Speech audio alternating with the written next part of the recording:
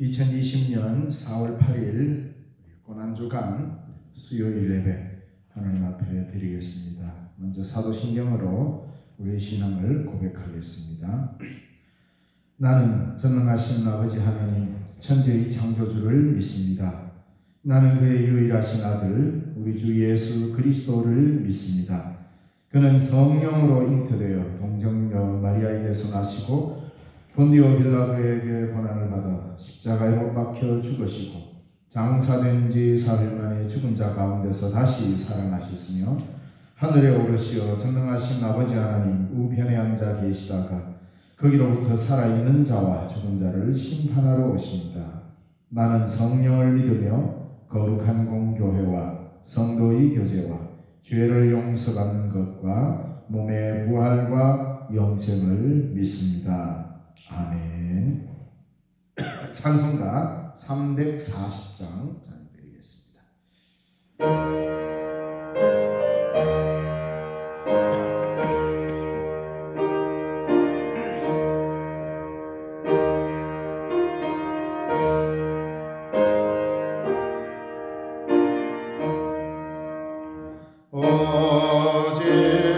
어지러운 세상 중에 기쁜 소리 들리네.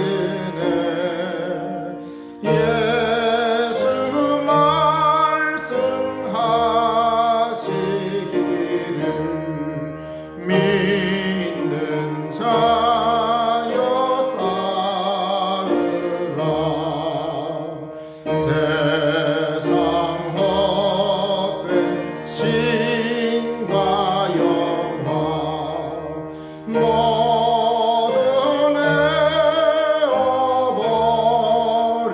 내어버렸네.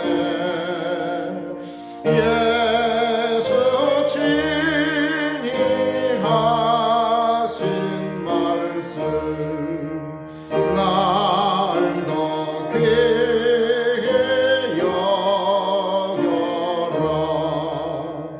귀히 기쁜 때나 슬픈 때나 바쁜 때나 틈날 때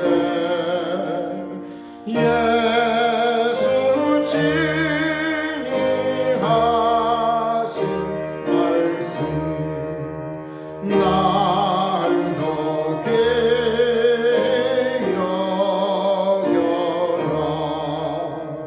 주님 크신 은혜로서 부름 듣게 하시고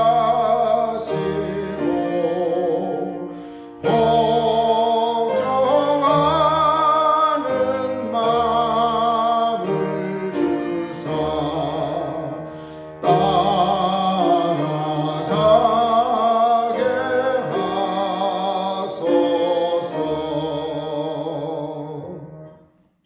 기도하겠습니다. 사랑과 은혜가 풍성하신 하나님 아버지 은혜를 감사드립니다. 지난 한 3일간도 주님의 은혜에 지켜주시고 다시금 수요일을 맞이하여 하나님 앞에 예배드리는 자리로 불러주시니 감사합니다. 하나님, 아직도 여전히 코로나19로 인하여서 혼란한 가운데 이 싸움에 속히 안정되게 하시고 무엇보다 이제는 한국을 넘어 전 세계가 어려움에 처해 있습니다. 하나님 아버지, 저들의 생명을 지켜주시고 안보하여 주시며 이런 모진 질병 앞에서도 너끈히 이길 수 있도록 하나님 우리에게 힘을 다하여 주시옵소서. 오늘도 이 시간 주님 앞에 무릎 꿇어 예배하는 주의 백성들의 간구와 찬양에 하나님 귀를 기울이시고 응답하시며 말씀을 들을 때에 깨닫는 지혜도 있게 하여 주옵시고 우리 신령중앙교회와 이 지역을 지켜주옵소서. 예수님 이름으로 기도드리옵나이다. 아멘. 이 시간 우리에게 주시는 하나님의 말씀은 마가복음 13장 28절에서부터 37절의 말씀입니다. 마가복음 13장 28절에서부터 37절까지 말씀 봉독합니다. 무화과나무의 비유를 배우라. 그 가지가 연하여 지고 잎사귀를 내면 여름이 가까운 줄 아나니 이와 같이 너희가 이런 일이 일어나는 것을 보거든 인자가 가까이 곧 문 앞에 이른 줄 알라. 내가 진실로 너희에게 말하노니 이 세대가 지나가기 전에 이 일이 다 일어나리라. 천지는 없어지겠으나 내 말은 없어지지 아니하리라. 그러나 그 날과 그 때는 아무도 모르나니 하늘에 있는 천사들도 아들도 모르고 아버지만 아시느니라. 주의하라. 깨어있으라. 그때가 언제인지 알지 못함이라. 가령 사람이 집을 떠나 타국으로 갈 때에 그 종들에게 권한을 주어 각각 사물을 맡기며 문지기에게 깨어있으라 명령함과 같으니 그러므로 깨어있으라. 집 주인이 언제 올는지 혹 저물 때 일는지 밤중일는지 닭 울 때 일는지 새벽일는지 너희가 알지 못함이라. 그가 호련히 와서 너희가 자는 것을 보지 않도록 하라. 깨어있으라. 내가 너희에게 하는 이 말은 모든 사람에게 하는 말이니라 하시니라. 아멘. 예, 성도 여러분들 많이 힘드시지요? 그래도 주일날 이렇게 얼굴을 한번 뵙고 나니 조금 마음이 놓이기도 했습니다. 아직도 물론 안심할 단계가 아니라서 수요일 예배는 가정 예배로 드리고 있습니다. 언젠가 끝이 나고 다시 일상으로 돌아오면 바로 이것이 기적이구나 라는 것을 알게 될 것이고 그때 우리가 꼭 추수감사절만 아니라 이런 환난과 어려움을 이겨내고 다시 우리의 공적 예배가 회복되고 이럴 때 우리가 하나님 앞에 감사 예배를 드려야 하지 않을까 하는 그런 생각도 해봅니다. 어쨌든 건강 유의하시고 모두 다 건강한 모습으로 다시금 우리 교회에서 함께 모여 예배하는 그날을 간절히 기다립니다. 지난주 수요일에도 말씀드렸습니다. 바로 저와 여러분은 자랑스러운 대한민국의 백성으로서 그리스도인으로서 살고 있습니다. 그래서 두려워하지 마시고 평소에 하던 대로 방역과 거리 두기를 잘 실천하셔서 이 어려운 난국을 슬기롭게 극복해서 하루빨리 이 바이러스를 이겨내야 할 것입니다. 코로나19로 인하여서 우리는 많은 것을 배우게 됩니다. 고난을 통해서 사람이 지혜를 배우지 못하면 똑같은 고난을 반복하여 겪게 됩니다. 어떤 고난이 왔을 때에 그것을 다시 한번 이것이 왜 왔는가? 그때는 우리가 무엇이 부족했는가? 이런 부분들을 잘 살핌으로 인하여서 이런 고난이 반복적으로 사람을 괴롭히지 못하도록 만들어가는 것이 지혜입니다. 다시금 또 한번 신앙적으로도 다시 한번 점검하는 게 아주 좋을 것 같습니다. 이럴 때에 홀로 골방에서 기도하라는 예수님의 가르침을 실천할 수 있는 좋은 기회다라고 생각한다면 은혜일 것입니다. 이번 기회에 바로 우리 성도 여러분의 기도가 더욱 깊어진다면 코로나19가 많은 위험을 가지고 있기는 하지만 우리의 경건에 큰 깨우침을 주었고 우리의 신앙을 깨어있는 신앙으로 이끌었다고 말할 수 있겠습니다. 그러나 우리는 지금 우리들의 건강에 자만하고 안주할 것이 아니라 우리가 건강하다는 것은 바로 지금 생사를 넘나드는 사람들에 대한 책임적 건강이라는 것을 여러분들 아셔야 합니다. 나는 지금 코로나에도 걸리지 않았고 건강하기 때문에 내 마음대로 돌아다니고 내 마음대로 살아도 된다라는 그런 건강이 아니라 이 사회를 향한 책임적 건강, 내가 건강하기 때문에 감당해야 될 가치가 있는 것입니다. 바로 그게 이 사회를 향하여서 내가 배려하고 더 섬기고 사회적 거리를 유지하면서 살아가는 이 방식일 것입니다. 전 세계 수많은 생명들에 대한 예도의 마음이 먼저 필요합니다. 나는 안 걸렸으니까 하나님의 은혜다 이렇게 이야기하는 게 아니라 걸리지 않음이 물론 은혜이지요. 그러나 그 말은 아직도 큰 상처를 입고 있는 수많은 감염자들과 생사를 넘나드는 자들 앞에서는 그 말은 매우 위험한 말입니다. 그래서 우리의 건강은 바로 그들을 배려하는 책임적 건강임을 잊지 말아야 합니다. 그런가 하면 가까이 있는 우리 이웃 어려움을 겪는다면 도움의 손길을 내밀어 줄 수 있는 이런 마음이 필요한 것이지요. 소상공인들뿐만 아니라 우리 지역의 신령의 이 마늘 농사에도 당장 큰 타격을 입을 것 같아서 염려가 됩니다. 입국을 할 수 없는 외국인 노동자들, 그들이 없어서 수확을 해야 하는 마늘을 어떻게 해야 할지도 벌써 걱정입니다. 문을 열고 입국하라고 무조건 들여올 수도 없고, 인력이 많은 동남아시아나 중동 지역에서는 이제 코로나19가 더욱 심해지고 있으니 그들을 들여올 수도 없는 상황입니다. 그래서 2020년 한 해는 다른 해와 다르게 무언가 대책을 기도하며 준비해야 할 것 같다는 생각이 듭니다. 오늘 본문에 보면 사실 마가복음 13장 전체가 예수님께서 종말에 관한 이야기를 하면서 이 소묵시록이라 할 만큼 그 내용이 종말에 집중되어 있습니다. 그러나 여기에서 우리가 자칫 잘못하면 종말을 향한 무언가 시간표나 계획표나 뭐 이런 걸 작성할 수 있는 것처럼 이 본문들을 읽으면 매우 위험합니다. 비록 종말에 관한 이야기를 했지만 그 내용의 핵심에 들어가 보면 그 날이나 그 시나 때와 장소에 관해서 가르쳐주는 말씀은 하나도 없습니다.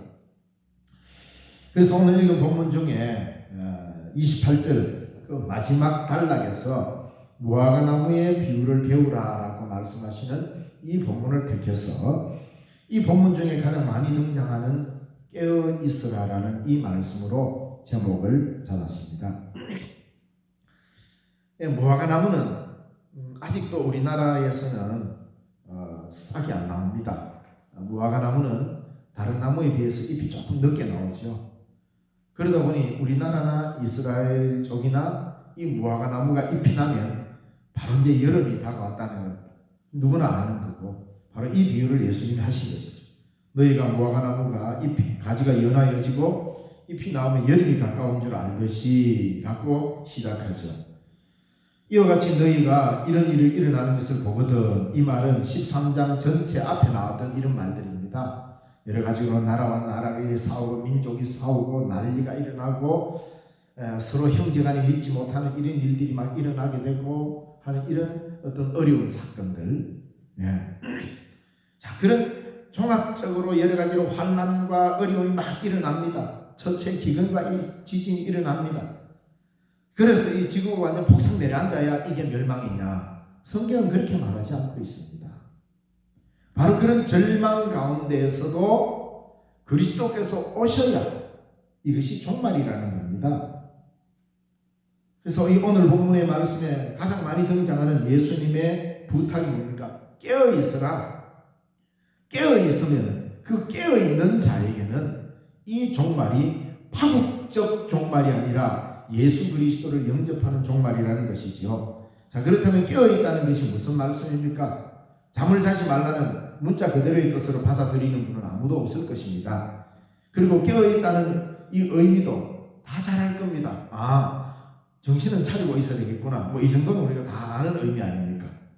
말 안 해도 다 잘 아는 사실을 왜 예수님은 이렇게 오늘 본문에서 여러 번 강조하면서 부탁을 했겠습니까? 깨어있으니 우리의 신앙의 일상이기 때문입니다. 깨어있다라는 것은 특별한 의식이나 내가 특별한 일을 한다는 의미가 아니라 깨어있다는 것은 신앙생활에 있어서 일상이기 때문입니다. 내가 신앙생활을 한다는 것 자체가 깨어있다라는 것이기 때문이죠. 신앙생활은 어떤 특별한 것을 우리들의 생활에도 도입하는 것이 아닙니다. 특별한 건 하나로 족합니다. 바로 우리에게 있어서 가장 특별한 사건은 딱 하나 있습니다. 그게 뭡니까? 하나님이 인간이 되셨고 그분이 예수님이시며 그 예수님이 우리의 구주가 되신다. 즉 그리스도가 되신다. 이 사실 아닙니까? 이거보다 더 큰 거, 이거보다 더 특별한 일은 이 역사 이래로 아직 없습니다. 하나님이 인간 되시고 죽음을 극복하시고 부활하신 그리스도의 사건이 이 역사를 통틀어서 가장 큰 사건입니다. 그런데 이것을 우리는 믿고 있다는 거죠. 그래서 성경에서도 또 우리의 삶에서도 예수는 곧 그리스도라고 하는 이것보다 더 큰 특별한 일은 없는 겁니다. 오늘 본문의 말씀을 가지고 종말에 대한 환상을 풀이하는 것은 시간상 여러 가지로 어렵겠습니다. 그러나 오늘 본문의 말씀에서 깨어있으라는 주님의 말씀을 이해하고 순종한다면 그 외의 여러 외적인 현상들은 사실 그렇게 중요한 게 아닙니다. 예수님과 제자들이 예루살렘에 갔다가 13장 1절과 2절에 보면 화려한 성전 건물의 그 위용에 놀랍니다. 그러니까 입이 떡 벌어졌죠.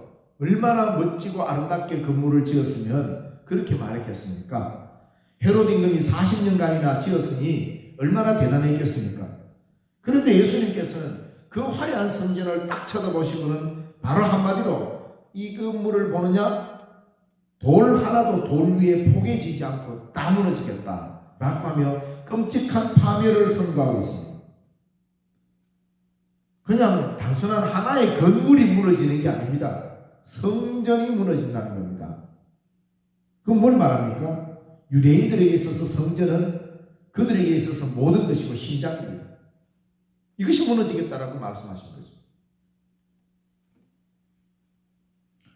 그러나 예수님이 선포하신 하나님의 나라는 바로 이런 인간적 위용이나 업적이나 자랑거리가 아무 소용없다는 것입니다. 그러한 업적이나 자랑거리로 하나님을 달래거나 움직일 수 없다는 무서운 경고를 한 것입니다.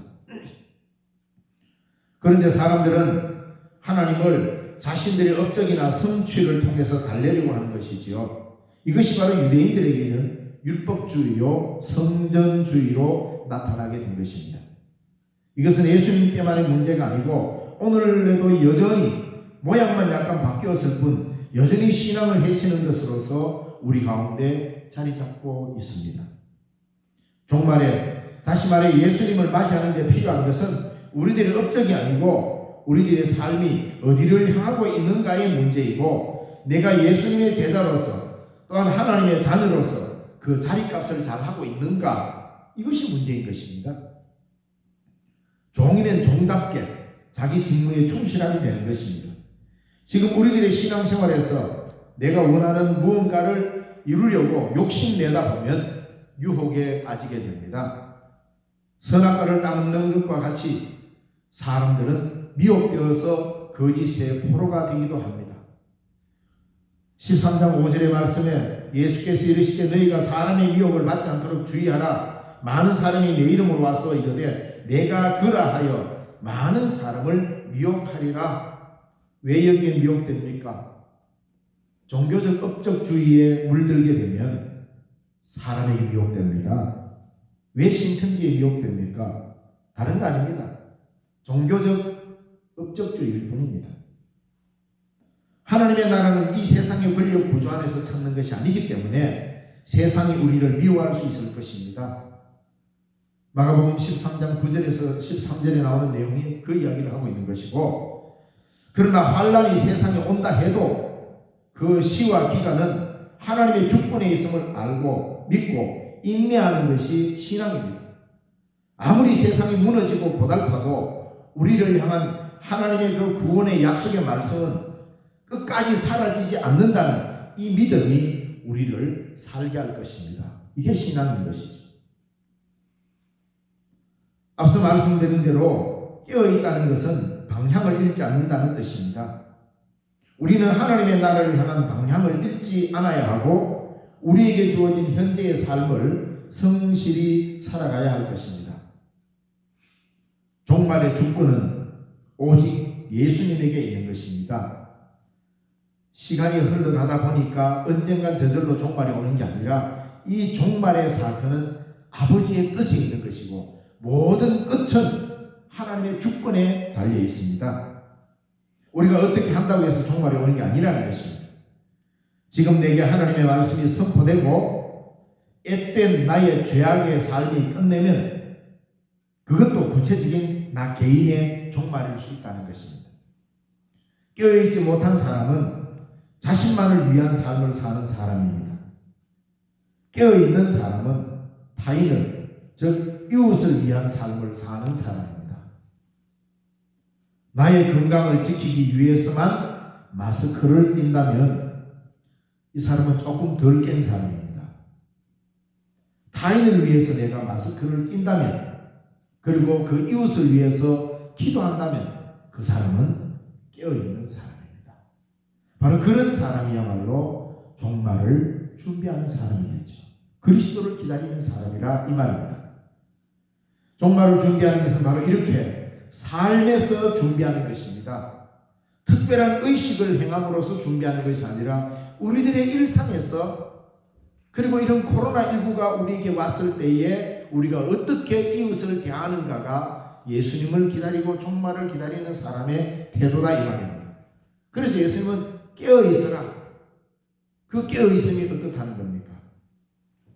바로 이렇게 이웃을 향한 우리의 삶의 실천, 특별한 의식을 끼워넣는 경건의 실천으로서 주님을 기다리는 것, 이것이야말로 깨어있는 사람이고 주를 기다리는 가장 아름다운 삶의 태도인 것입니다. 기도하겠습니다. 하나님 감사합니다. 귀하고 복된 날, 오늘도 예배의 자리에 서게 하셔서 감사합니다. 하나님, 저마다 살기가 어렵고 힘들다고 합니다.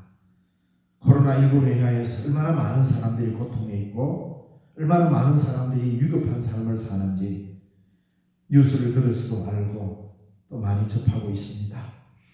하나님, 주님의 능력의 손길로 그들을 위로하여 주시고 오늘 이 시대 우리 교회가 무엇을 해야 하는지를 다시 한번 돌아보게 하여 주옵소서.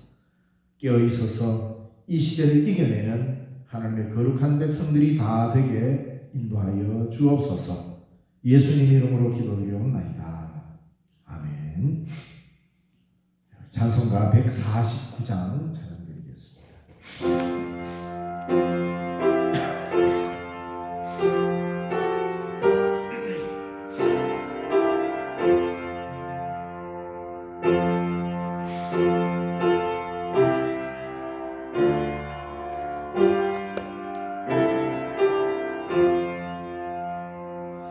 주 달려 죽은 십자가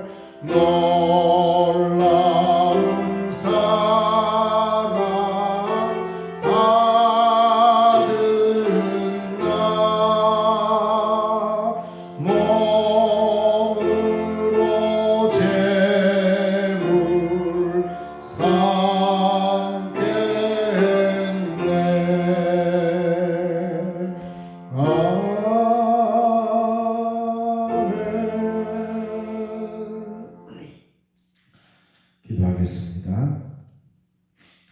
지금은 우리 주 예수 그리스도의 그 크신 은혜와 하나님 아버지의 지극하신 사랑과 성령님의 위로 교통 충만하게 하시는 은혜가 오늘도 주님의 귀한 말씀을 듣고 우리 시대의 혼란한 때일수록 깨어서 신앙의 평정심을 되찾고 하나님의 나라를 사모하며 이웃을 향하여 손 내미는 깨어있는 삶을 살기로 다짐하는 주의 사랑하는 백성들 머리머리 위에 이 나라와 이 민족 한국교회 위에 이제로부터 영원까지 항상 함께 계시옵기를 간절히 축원하옵나이다. 아멘.